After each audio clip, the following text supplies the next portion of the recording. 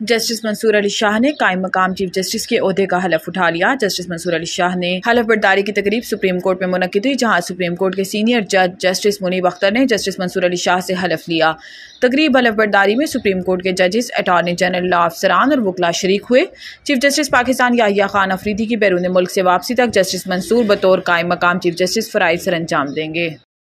पाकिस्तान और रुवांडा ताल्लुकात में पेशरफ्त, सरमायाकारी समेत दीगर मुफाहमती यादाश्तों पर दस्तखत। पाकिस्तान और रुवांडा के ताल्लुकात में नई पेशरफ्त के तहत दोनों मुल्कों के माबैन सरमायाकारी समेत दीगर मुफाहमती यादाश्तों पर दस्तखत किए गए। कि अमूर खारजा और बैनुल अक़वामी ताउन के वजीर ऑलियरजीन पीटर्ग नोहिंदगिरे आज वजारत खारजा इस्लामाबाद पहुंचे, जहां नायब वज़ीर आज़म और वज़ीर खारजा सेनेटर मोहम्मद इसाक डार ने इनका पुरतपाक इस्तकबाल किया।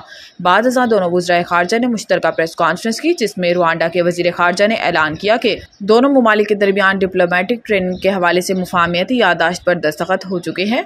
इन्होंने मुस्तकबिल में दीगर MOUs पर दस्तखत करने की भी ख्वाहिश जाहिर की। रुवांडा के वज़ीर खारजा ने कहा कि हम चाहते हैं कि पाकिस्तानी कारोबारी शख्सियात रुवांडा में बिजनेस करें। दोनों ममालिक के दरमियान ताल्लुकात बाहमी एहतराम पर मबनी हैं और हम इन ताल्लुकात को मजीद मुस्तहकम बनाने के लिए आला सतह के दौरे जारी रखेंगे।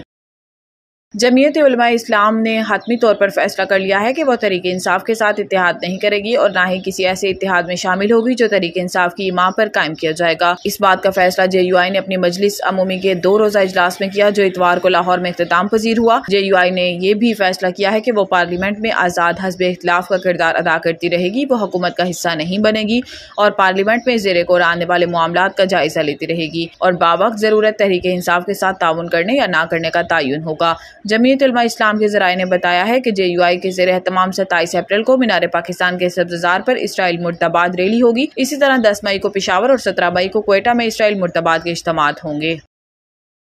शायर मशरिक मुफक्किर पाकिस्तान डॉक्टर अल्लामा मोहम्मद इकबाल की आज 87वीं बरसी है। अल्लामा मोहम्मद इकबाल ने अलहदा वतन का ख्वाब देखा और अपनी शायरी से बरसगीर के मुसलमानों में बेदारी की नई रूह फूंकी। 1930 में आपका इलाहाबाद का मशहूर सदारती खुतबा तारीखी हैसियत रखता है। अल्लामा इकबाल की तालीमात और कायदे आज़म की अनथक कोशिशों से पाकिस्तान मार्च से वजूद में आया। मुफक्किर पाकिस्तान अल्लामा मोहम्मद इकबाल 9 नवंबर 1870 को सियालकोट में पैदा हुए। इन्होंने इब्तदाई तालीम सियालकोट में ही हासिल की। हाई स्कूल से मैट्रिक और मरे कॉलेज सियालकोट से FA का इम्तिहान पास किया।